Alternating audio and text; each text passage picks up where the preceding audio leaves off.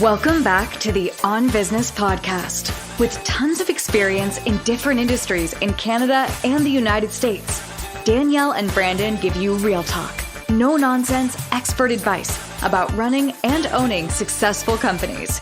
Here's your host, Danielle Jenkins and Brandon White. Danielle Jenkins, what's happening today? Sitting here with my newest addition, Rocky, and he's actually joining us on the video. So anybody who's watching, head over to YouTube, anybody who's listening, head over to YouTube so you can see my little man, Rocky. What is he, a lilac something? He's a lilac merle Frenchie. Lilac merle. Yeah, he's very interesting looking. Thank you. He's my newest baby. Very, very needy. Today we are talking about how to do your elevator pitch correctly. And of all the things that I think business owners need to get correct is their elevator pitch, and people just generally don't have it down. I want to be clear that this isn't a mission statement. This is what we're talking about today is your pitch. It's effectively you are in an elevator, although that's what everybody says. I actually think it's shorter than that. Your elevator pitch, if you can't do your elevator pitch in 15 seconds or less, then you haven't worked on it enough. So it has to roll off the tongue. It has to be concise. And the goal is that the person becomes interested or they become qualified and engage in the conversation. If they don't ask you a question, then you probably didn't do it correctly. So an example of one that we're working on, a project that I'm working on, not calling it a company yet, because while we do have some early customers, I don't think it's a business yet. I know it's not a business yet because it's not cash flow positive. But we have a product that helps you find files that you know you have in your email but can't find faster. Do I need to say anything else? Are you interested? If you're listening, you probably have had that problem. It's not the point. I want it as soon as it's done because I need it. It's not the point, and I want to say this too. It's not the point that I slipped there. It doesn't have to be applicable to everyone. If you're in the manufacturing business and you make a specific nuts and bolts, it's not going to be applicable. It doesn't need to be applicable, but it does need to qualify. So it needs to qualify the person. If the person opts out, that's not bad. That's actually good. At least you know you're not wasting time and money on that person. So with that in mind, when we talk about doing it correctly, I want to talk about 3 mistakes that I see over and over again. And I teach a class on this. And the first thing on the first day we do an elevator pitch, whether I'm teaching how to build a business plan or how to build a pitch deck to raise money from investors or your sales pitch deck. And we go through this and I teach it and we do say, hey, go away, come back, and based on this formula, and people still get it wrong. And here's what the 3 mistakes that I see everybody make. One is they say their name. And that's because it's in general, you're taught to say your name, but you're really saying your name because you like to hear your own name. That's actually, as a human, true. And you're laughing because it is true. Everybody likes to hear their name, Danielle. As soon as you say that, it's like you got a dopamine hit. Mm-hmm. And you can say your own name and you get the same effect. It's a confidence booster as well. Yeah, it just you have a reaction in your brain. So everybody wants to say their name. This isn't cruel.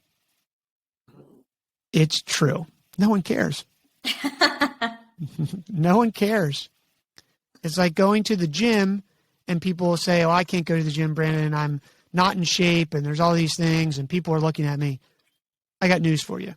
People are probably noticing you, but they're not looking at you. Mm-hmm. They're looking at themselves in the mirror. The mirrors in gyms are designed to look at yourself. They're not look at other people. Mm-hmm. So it's the same thing with your elevator pitch. And if you're asking yourself and you're listening and you're saying, okay, Brandon, then what should it be? Hold tight here a minute and I'll get to how that works. The second thing is that people want to talk about that they're qualified. They want to tell you either what schooling they've had, how many years they've been in business, or something. Nobody cares. Mm-hmm. They don't. And the third thing that people do is they want to tell their story on how they came up with it, as if that's going to convince the person to do that. And I'm saying this with a kind heart, but people will with their business, they will say, I lost a loved one and this is what motivated me to do it, as if that story should justify the person buying their product or service. I got news for you. Sad story, feel bad for you, but here's the punchline. If you do not hit on the pain point that someone has and offer a solution, people just don't care. Mm-hmm. But here's the story. If I say, we help you find files you know you have in your email but can't find faster, someone will say, what's your name? What's your product name? Because you notice I didn't even say the product name. Mm-hmm. How'd you come up with that idea? What's the story? How'd you build that? That is what you're looking for in the elevator pitch. And if you get any of those questions right there, you know you've done it correctly. And it's super hard. It's super hard. And you do need to have different versions of that elevator pitch. And it's different. This elevator pitch that we are talking about today here isn't an introduction. If you're doing an introduction, you're going around robin in a room, there's another formula for that that you would give, that you can use as an elevator pitch in an introduction. But with the elevator pitch we're talking about here is you want to elicit those questions, because if that person doesn't ask you those questions, one is maybe your elevator pitch isn't good. Two is they might not have the problem. So three is you're just using that as your funnel filter to say, hey, look, we're not going to market, air quotes, if you're not watching this, to that person and spend time, effort, and money to try to convince them to buy it. So don't use your story as and think that is the convincing reason why someone should use you. If someone is listening here is a real estate agent and they're going to tell their story, I had 50 bad experiences and that's why I became a real estate agent, and I am looking to buy a house, that doesn't help me. Mm-hmm. That's the mindset you have to be in. That doesn't help me. That's an interesting story. And maybe you're telling me you're passionate and you're going to work hard, but what it would help me is I know of 5 homes that meet your criteria right now that we can go see tomorrow, and we can be done that showing in 3 hours of your time. Or, hey, I know 2 homes that aren't on the market yet that fit what you're looking for that would be great buys. Now I'm going to be interested. What's your name? How'd you get into this? Why are you so good? Right. And that's the story. With that being said, if you haven't taken notes or or you're thinking you need to take notes, you don't need to, because we're going to give a cheat sheet, which will be in the show notes or description, where I, like Danielle's excellence around processes and procedures that she documents, SOP, standard operating procedures, have come up with a fill-in-the-blank worksheet formula that you can use to fill in the blanks to get you started very quickly, because it is so easy. The reason I said that story earlier, Danielle, was because it's easy to fall into that. Here's my name, here's why I'm qualified, and here's my story, because that's what you know, that's what you like hearing, and it's easy. Getting this elevator pitch is super hard. The one that I keep repeating took a few years actually to get right, and for it to flow that easily. If you have more than 3 sentences, it's too complicated. People don't want to hear it. People don't have time for that. What you're really trying to hit on is, what is the pain point? I don't know your elevator pitch, Danielle, but if I were to have an elevator pitch, it's, you know how it's such a pain in the butt to clean your house before you're having an event? Well, we do that for you at the highest level and at XY price. I just made that off the top of my head, but you're trying to elicit the pain point. You know how you're trying to clean your house on Saturday morning before you have guests? on Saturday night when you're having a dinner party and then you still have to cook and do all that. Well, we fix that problem for you and we do it quickly and better than other people. I'll listen to that. Right. Because that's a pain point for you. Well, that's you're just trying to hit that pain point in the other person. And just like you said, people are then going to go, okay, so what's your company name? What's your name? How did you get into this business? And can I have you come over to my house on Saturday morning to clean? That's it. And if you can't get to that, if you can't get the person asking those questions of you, then you have not, in my opinion, perfected your pitch, and you need to work on it. And it's okay in the beginning to put out crappy pitches. You're going to have to try them. You're going to have to practice. It takes a lot of time. But it's amazing to me, Danielle, how many business owners I talk to just in conversations who can't roll that elevator pitch off the top of their tongue. And here's the thing about it. It's not just about you as a person leading your company. It's that you need that elevator pitch for every single person that on your team so they can give that pitch very quickly and help sell. Everybody in your company should be able to give your elevator pitch because it should be that simple. Yeah, you're right. And if they're going to have to explain, well, Danielle was broke, she couldn't even afford a candy bar, and she decided to do a cleaning service. She made flyers, and she gave them out, and she got her first client. And people really loved her. I mean, it's like, interesting story, but how does that help me? Yeah, what's it going to do for me? Yeah. I mean, that's what it is. You have to say what is in it for that other person.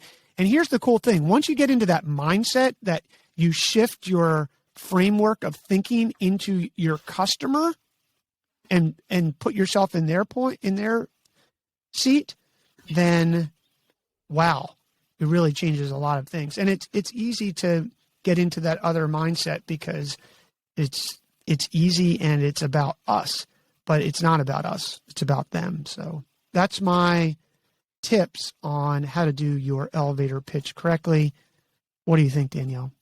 I absolutely love all of them. And I'm going to be honest, it is one of the hardest things to do. I remember when we first met, and I think we were asking something similar to this, and I couldn't give you an elevator pitch.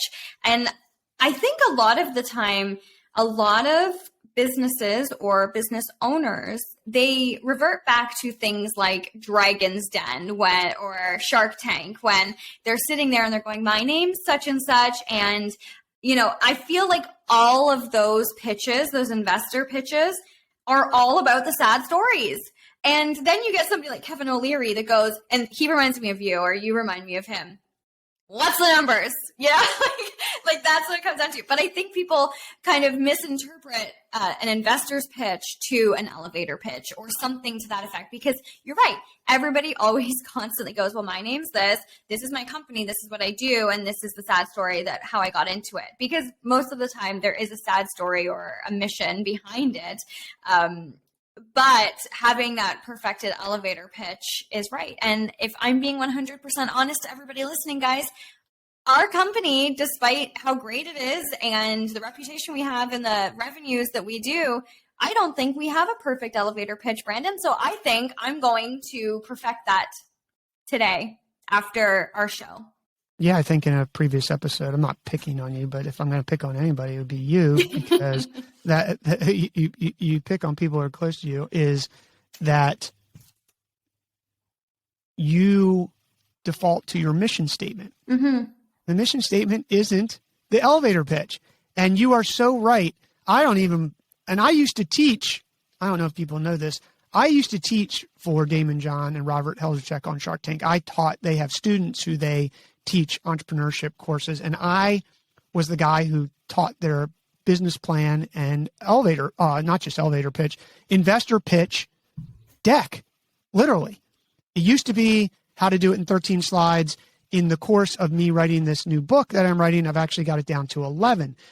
My point is, it is true. These people, and I'm an angel investor, and people will pitch me a lot, and they'll start pitching, and they're so passionate and their stories are true.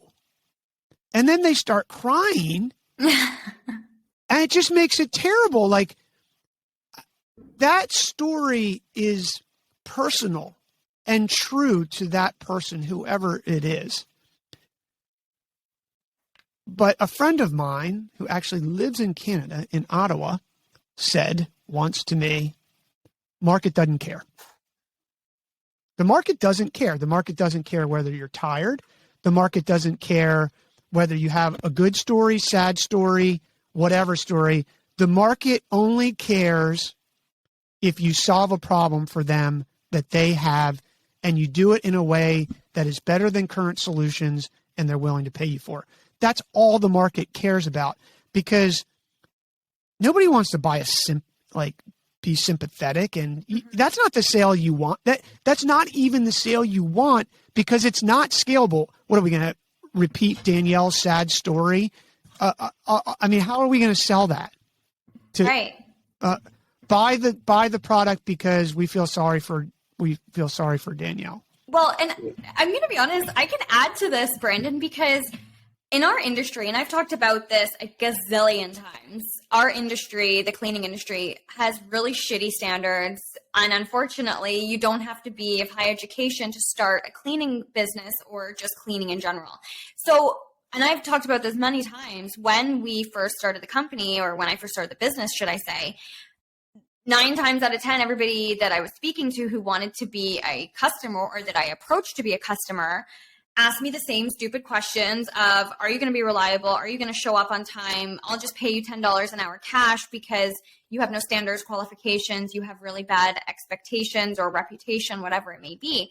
And when I'm chatting, even now, I'll go to an event and I'll chat with someone and they'll go, oh my God, I'm going to hire your company because my mom, who is 80 years old, has a cleaning lady right now that she pays $15 an hour cash, and she just comes over and she doesn't do a great job, and she talks to my mom.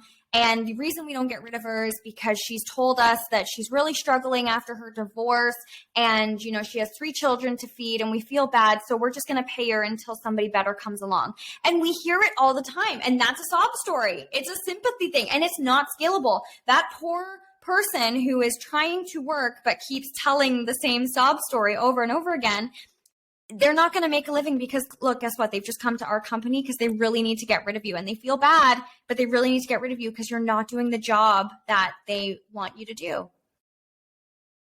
Right. And you do have permission to tell your story when the customer or potential customer asks you. Mm-hmm. So that's for today's episode, the tips. The most valuable thing that we can give our listeners today is this cheat sheet. Check the show notes and description. It's free. You can download it. You can use it, and it'll get you started, and keep practicing. Because once you get this right, it just opens up a whole world. And it's not just about you giving that elevator pitch, is that everybody in your company now becomes a salesperson. Mm-hmm. Everybody. All the time. Because you and I both know, Danielle, that people always ask, well, Danielle, what do you do for a living? You want everybody who works for your answer to be, I work for a company that, fill in the elevator pitch. Mm-hmm. You want every single person's answer to be that, and to be concise and memorable. So that's it for today. Yeah. Anything else to add? No, just for everybody who is listening, like Brandon said, it is going to be in our show notes. But if you go to our website, www.onbusinesspodcast.com, and go to the resources section, you will find this cheat sheet to creating your perfect elevator pitch. And we would love if you subscribed to our episode as a thank you for receiving this wonderful cheat sheet that Brandon creates and teaches on. So I think that's all for today, Brandon. That's it. Enjoy the rest of your day, Danielle. You too. Thanks, everyone. Bye, everyone.